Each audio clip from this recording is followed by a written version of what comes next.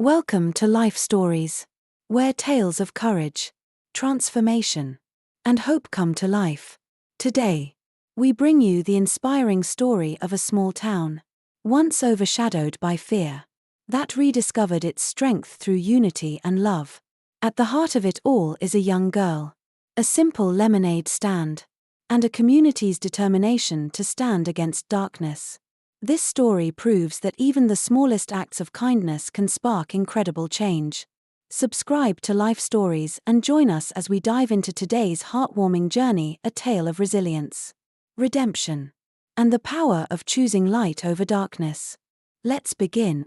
Riverwood, nestled in a quiet valley, was the kind of town where the passing seasons whispered through the evergreens and life felt steady, if not always remarkable.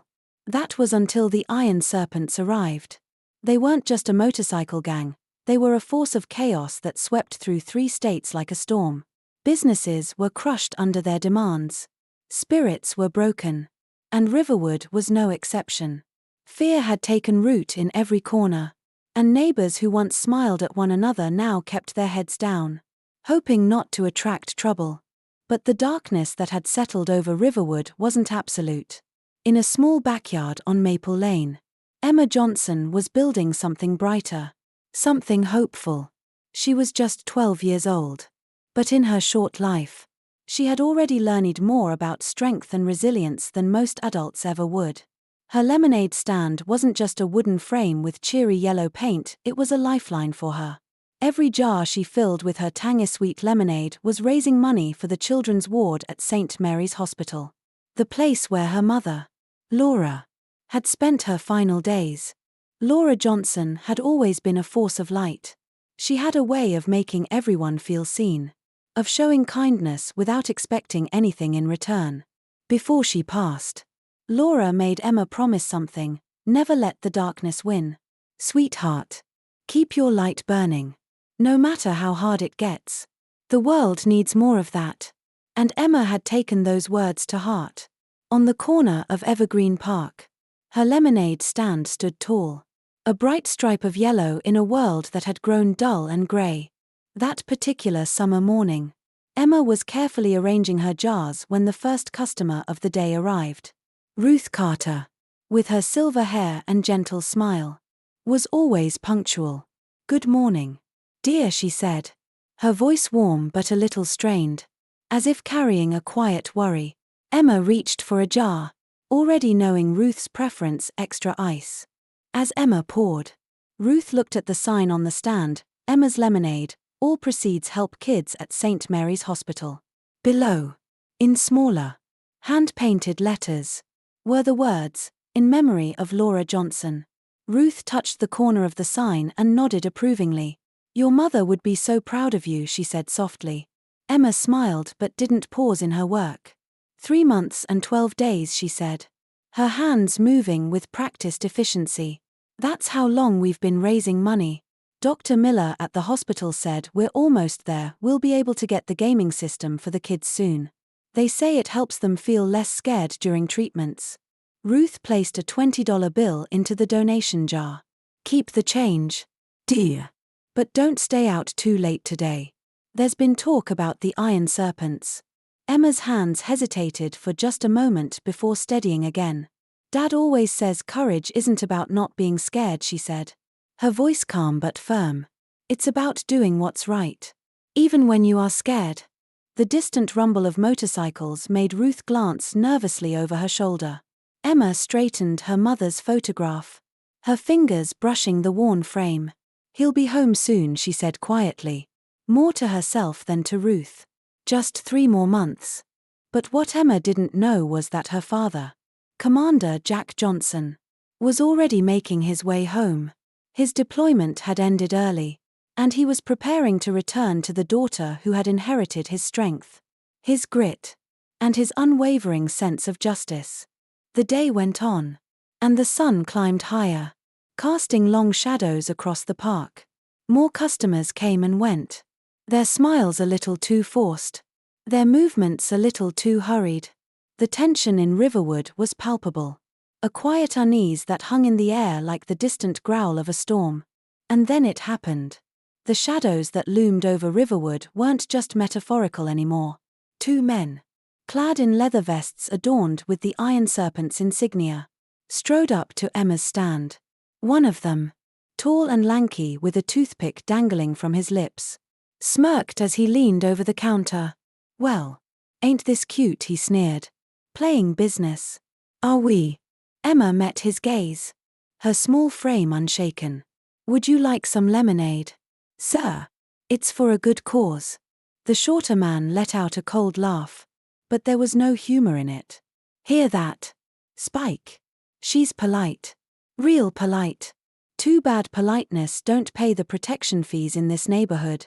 Spike leaned forward, tapping the donation jar with his toothpick.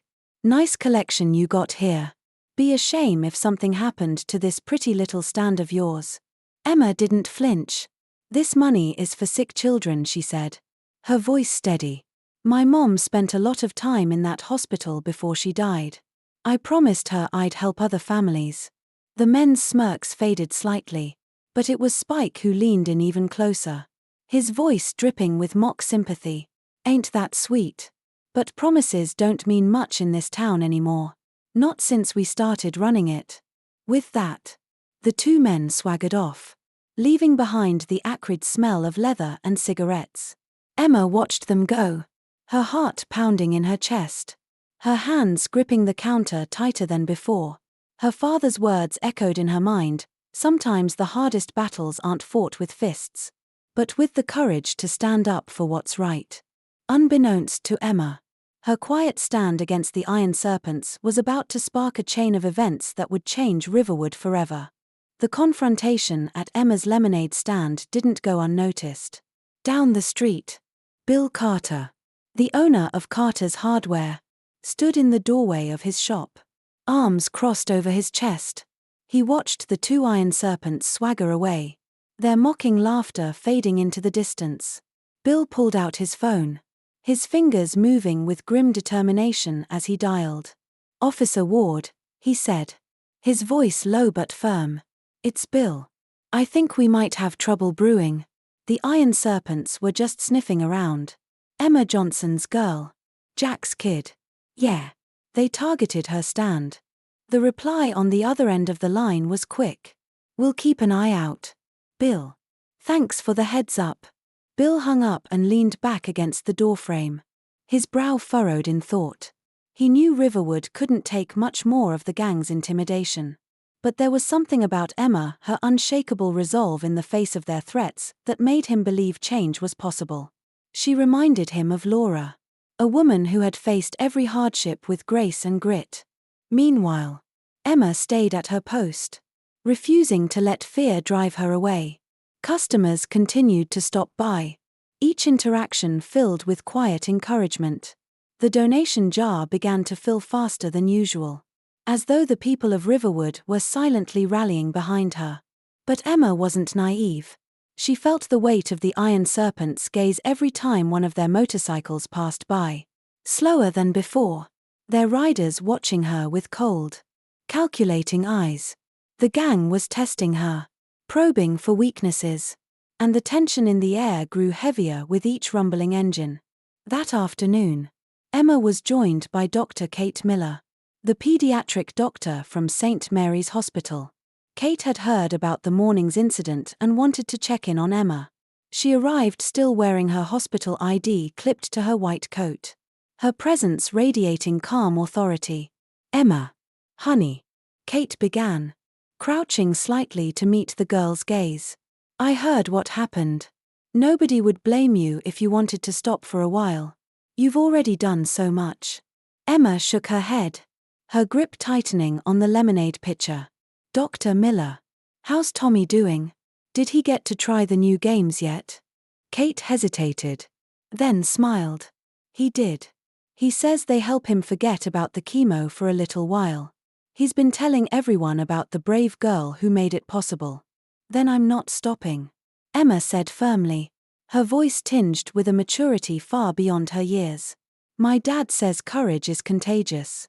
Maybe if people see me standing up to them, they'll remember how to be brave too." Kate felt a lump rise in her throat.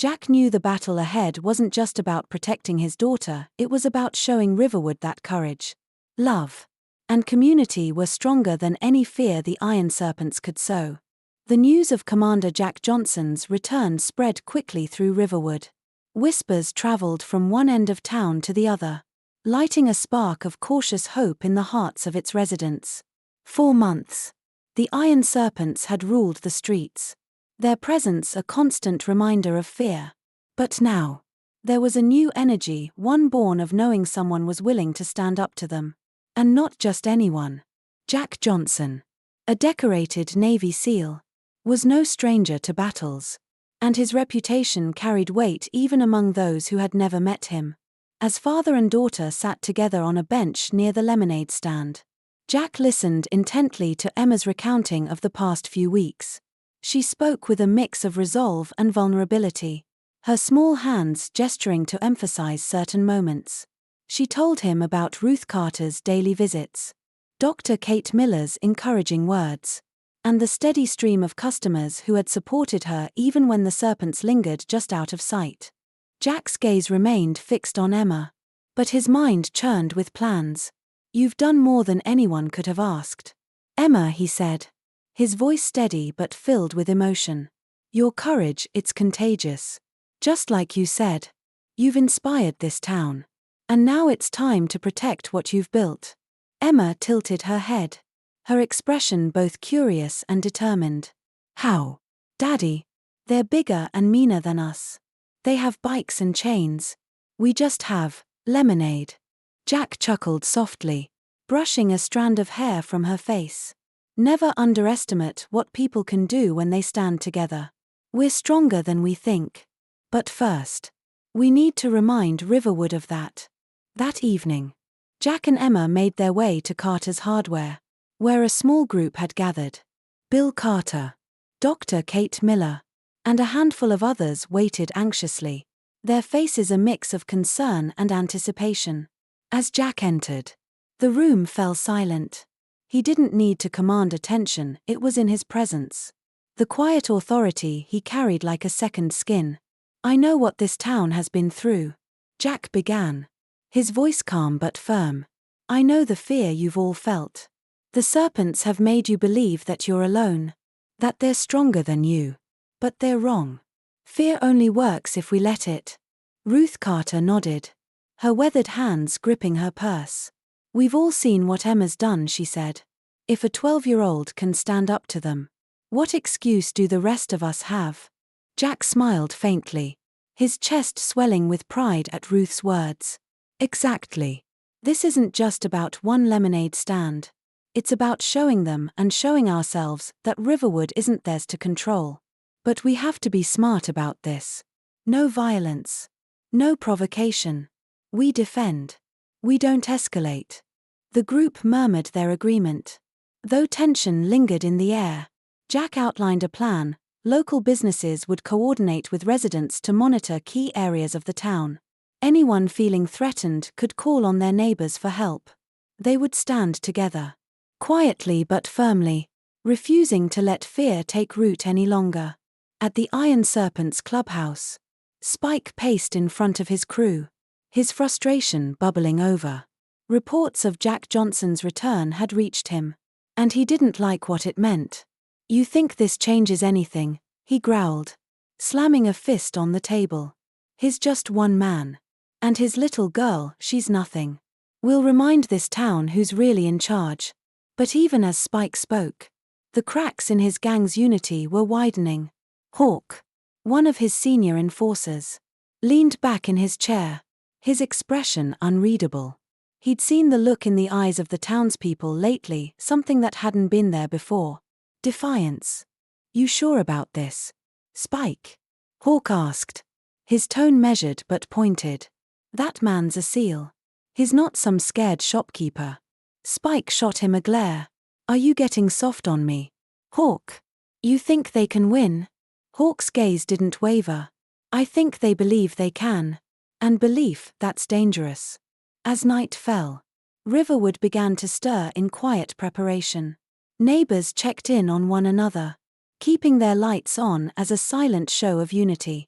Bill Carter's hardware store bustled with activity as volunteers gathered supplies, flashlights, radios, and wooden boards to reinforce doors and windows.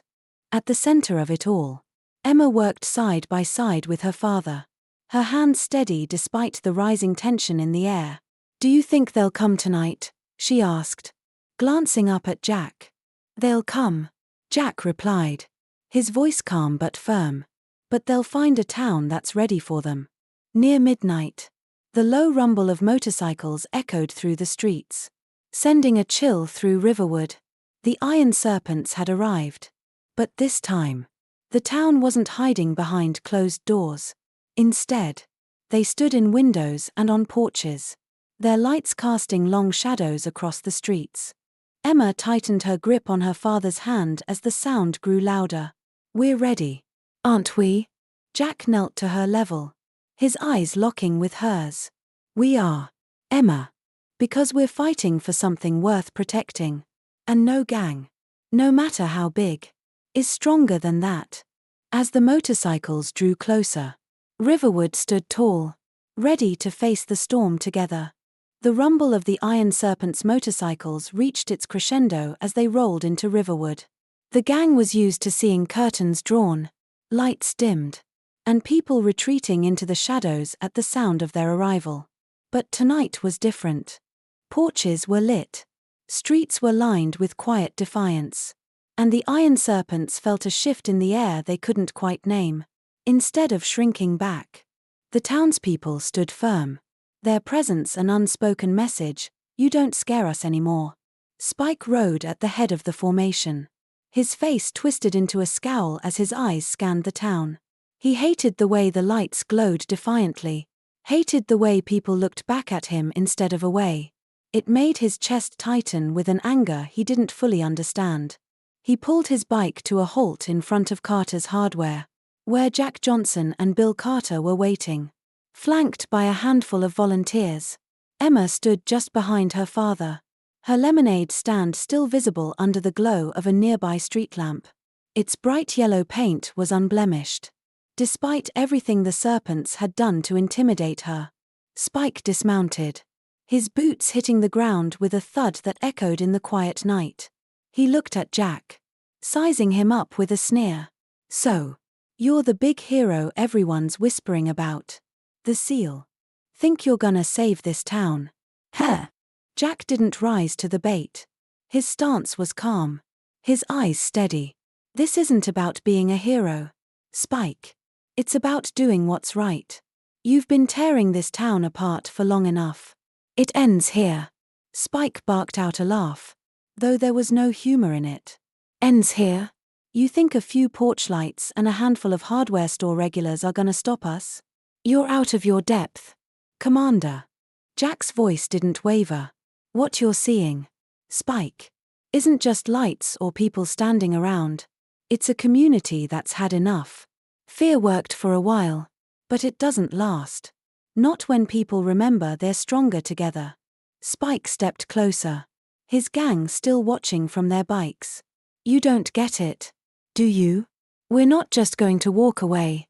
This town is ours. It's been ours for years. You think you can just take it back with some speeches and warm smiles?" Jack tilted his head slightly, his gaze never leaving Spike's. "I think you're starting to realize it was never yours to begin with. You ruled with fear. But fear's a weak foundation. One push, and it all crumbles." Behind Spike, the Serpents shifted uneasily. They were used to seeing terror, not quiet resolve. Hawk, still astride his bike, watched the exchange closely. He'd seen fear in the eyes of his victims plenty of times. But this was something else. He could see it in the faces of the people lining the streets. They weren't just standing against the gang, they were standing for each other. Spike growled in frustration, his bravado faltering for a moment.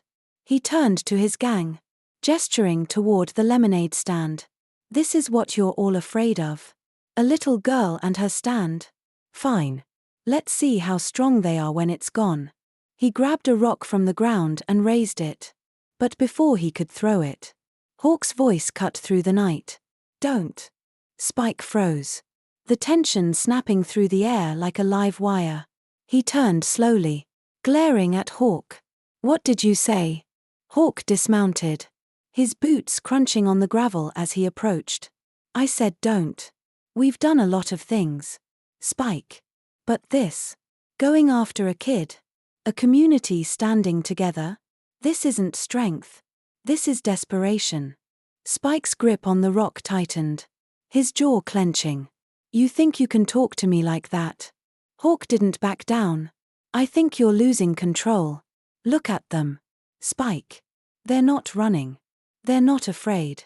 And if we push this any further, it's not them who'll fall apart, it's us." The other serpents exchanged glances, unease spreading like ripples in a pond. Some of them began to shut off their engines, their loyalty to Spike wavering in the face of Hawk's words and the town's quiet strength. Jack stepped forward, addressing the gang as a whole. "You all have a choice to make. Keep following a man who uses fear and anger to control you. Or step away and find something better. It's not easy, but it's worth it. I've seen what happens when people choose courage over fear. It changes everything." For a long moment, silence reigned. Then, one by one, a few of the gang members began to remove their patches, tossing them to the ground. Hawk looked at them, then back at Spike, who stood frozen in place. "This isn't over," Spike spat, throwing the rock to the ground. But even as he climbed back onto his bike, the power he once held over his gang was slipping through his fingers. As the remaining serpents roared away into the night, the people of Riverwood exhaled, the tension breaking like a dam. Emma turned to her father, her eyes wide. Did we win?" Jack knelt beside her, his hand on her shoulder. "We didn't just win, Emma. We showed them something they didn't expect, what real strength looks like." In the glow of the streetlights, Riverwood stood together, no longer a town ruled by fear, but a community rediscovering its strength. And for the first time in a long while, hope began to take root. The morning after the confrontation with the Iron Serpents, Riverwood woke to an unusual quiet. For the first time in years, there was no ominous rumble of motorcycles patrolling the streets. No feeling of being watched. Instead, the town felt lighter, as though a long-held breath had finally been released. Emma was at her lemonade stand early, just as the sun began to cast its golden light over the familiar streets. The previous night's events had left her both exhilarated and reflective. She hadn't seen the serpents leave, her father had gently ushered her home after their retreat. But the looks on the faces of the townsfolk and the way people lingered in the streets spoke volumes. Dr. Kate Miller was one of her first visitors that morning. She arrived with her usual calm demeanor, though her eyes betrayed a mixture of pride and concern. "How are you feeling, Emma?" she asked, taking a seat on the bench nearby. Emma poured a glass of lemonade, her hand steady despite the tumultuous events of the past weeks. "I'm okay. It felt good to stand up to them. But I keep wondering, what happens next?" Kate smiled softly, taking the offered glass. "That's the thing about change, Emma. It's not just one big moment. It's what comes after, what you do every day to keep it going. And you've already started something that's inspired everyone around you." Across town, Jack was meeting with a small group of community leaders at Carter's Hardware. Bill Carter, Ruth Whitaker, and a few others sat in a loose circle, their faces marked with a cautious optimism. The events of the previous night had proven something many of them had doubted: Riverwood wasn't powerless. "They're not gone," Jack began, his voice calm but firm. "Spike and whoever stayed with him, they'll regroup. But what happened last night? That was a turning point. They've lost their hold on this town. And now it's up to us to make sure they don't get it back." Ruth nodded, her silver hair catching the morning light. "The way people stood together last night. I haven't seen anything like that in years. It reminded me of when this town used to rally around each other, before everything fell apart." Jack leaned forward, his hands clasped together. "We need to build on that. Strength isn't just about standing up to bullies, it's about creating something worth protecting. The serpents ruled through fear. But we're going to lead with community. That's how we make this change permanent. Back at their clubhouse on the edge of town, the iron serpents were a shadow of what they had been. Spike sat at the head of the table, his usual confidence replaced by a simmering rage. The patches discarded by some of his men the night before still lay on the floor, a painful reminder of how much power he had lost. Hawk stood against the wall, arms crossed. He hadn't spoken since they returned, but his presence was louder than words. Spike finally broke the silence, slamming his fist on the table. "This isn't over," he growled. "Johnson thinks he's won, but he has no idea who he's messing with." Hawk straightened, his gaze meeting Spike's. "It is over, Spike. At least the way you've been running things. You saw what happened last night. People aren't afraid of us anymore. And some of the guys, they're not coming back."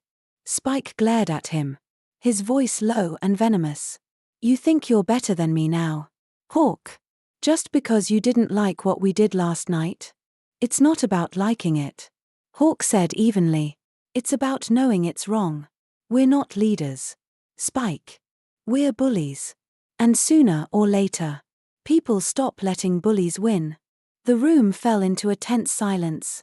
And for the first time, Spike had no retort. Meanwhile, Emma's lemonade stand became more than just a fundraising effort, it became a gathering place. Customers lingered longer than usual, sharing stories and plans for how to keep the community united. Some of the younger men in town, who had once admired the serpents from a distance, now talked about joining the volunteer patrols Jack was organizing. One of Emma's regulars, Mrs. Peterson, approached the stand with her 2 grandsons in tow. She placed a generous bill in the jar and smiled warmly. "You've done more for this town than you realize, Emma. We all have. Thanks to you." Emma blushed but smiled. "It's not just me," she said. "Everyone's helping now. That's how we're going to make Riverwood better for good." As the sun climbed higher in the sky, Jack arrived at the stand, his presence a steady reassurance. He ruffled Emma's hair, his expression softening. "Proud of you, kiddo," he said. "But we've still got work to do." Emma grinned up at him. "I know, Daddy. And we're ready." The seeds of change had been planted. But as Jack had told the town the night before, the real work was just beginning. Together, Riverwood was proving that courage wasn't about never being afraid, it was about standing up even when fear lingered. And as the community rallied around Emma's lemonade stand, they began to see that their strength didn't come from one person, but from all of them choosing to fight for something better. The days following the Iron Serpent's retreat brought a quiet but noticeable transformation to Riverwood.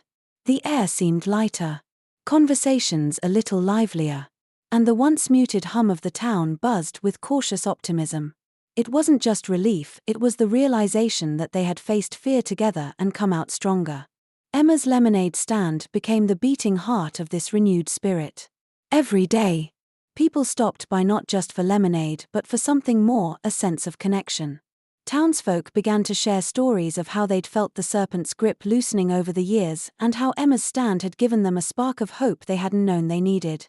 Jack, meanwhile, worked tirelessly behind the scenes. He coordinated with Bill Carter, Dr. Kate Miller, and Ruth Whitaker to formalize the volunteer patrols and set up a network of communication throughout the town. The goal was clear: no one in Riverwood would ever feel alone or vulnerable again.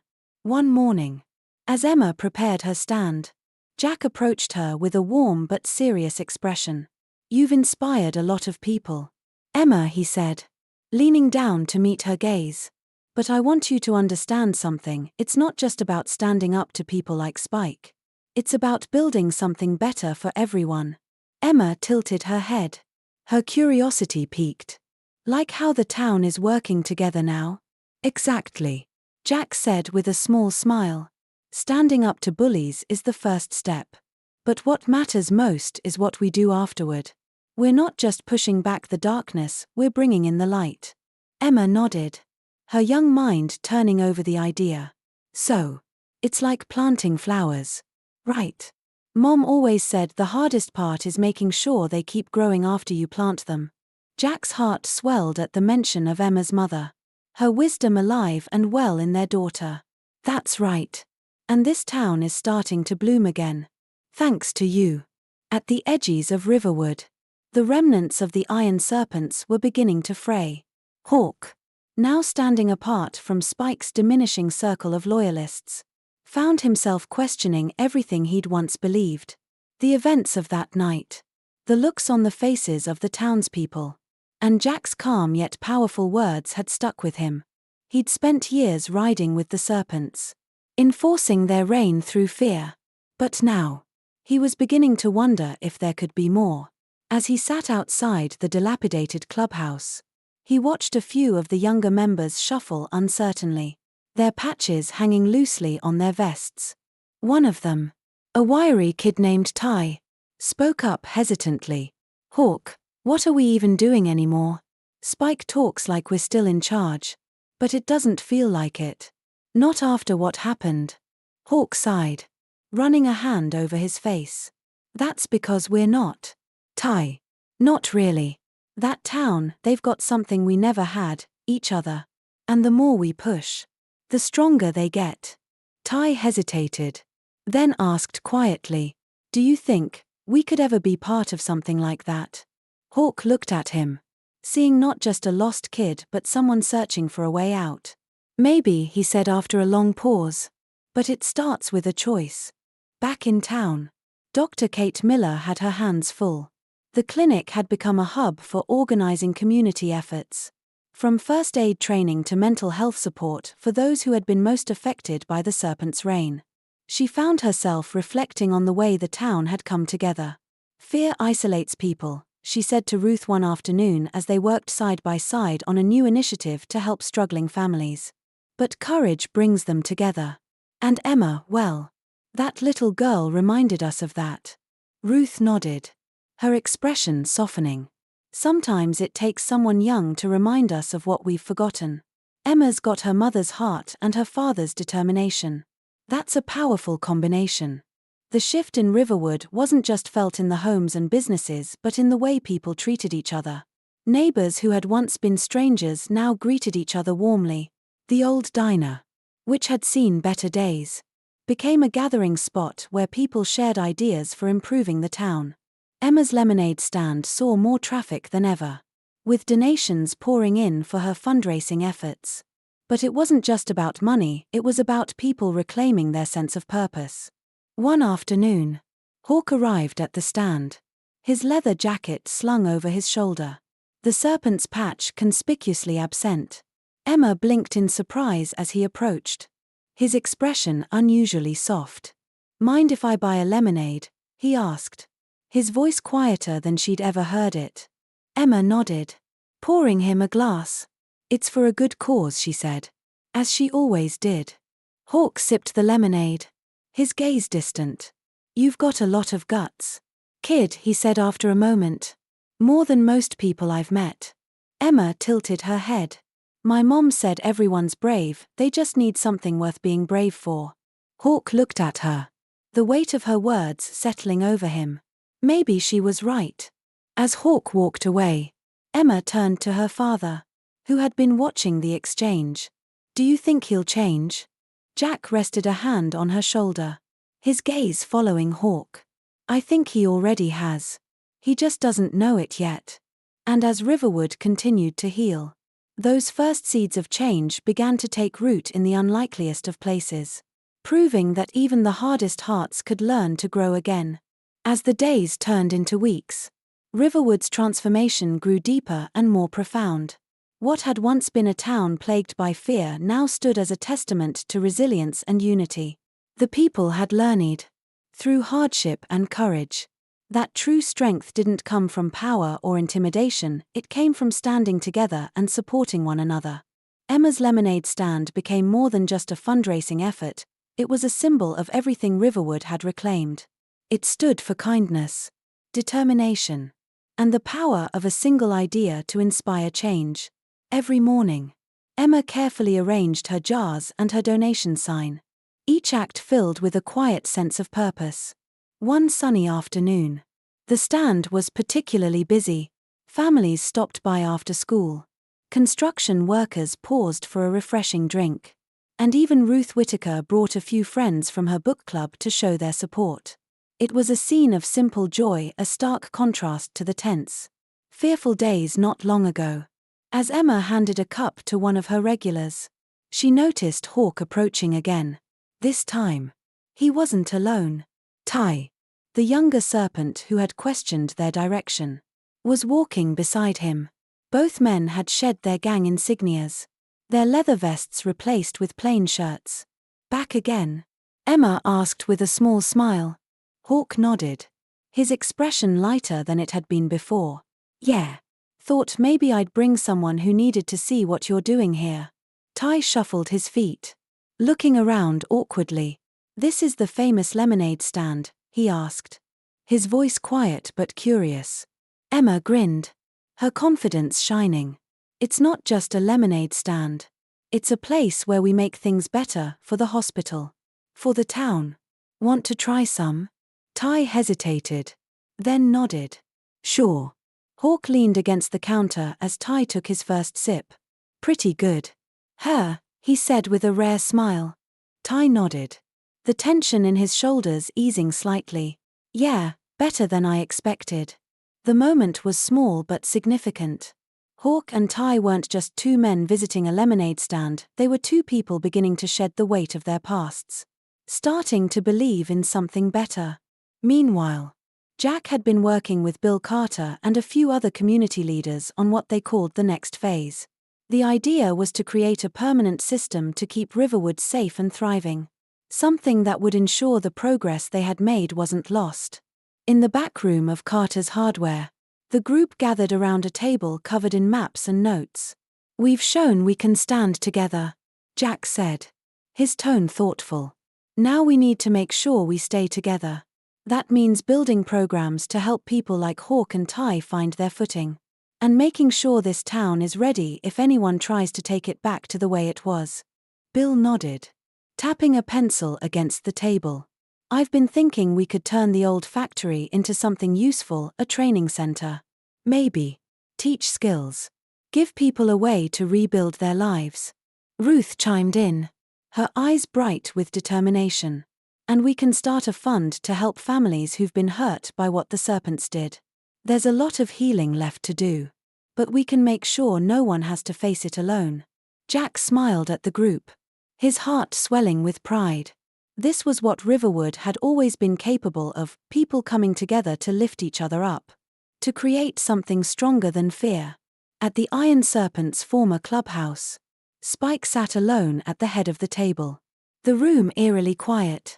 The walls that had once been lined with trophies of their dominance now felt empty, hollow. He was losing his grip. And he knew it. When Hawk and Ty walked in, Spike's eyes narrowed. What are you two doing here? Hawk crossed his arms, his posture calm but firm. We came to tell you it's over. Spike. The serpents don't mean what they used to. People are walking away. And it's not because they're weak, it's because they're tired of being afraid. Spike scoffed, though the sound lacked conviction. You think you're better than me now? You think this town's going to forget who we are? No, Hawk said simply. But I think they'll forgive. And I think they're ready to help people like us if we're willing to change. For a moment, Spike looked at him, the weight of years spent building a life around fear and control pressing down on him. You really believe that? Hawk nodded. Yeah, I do.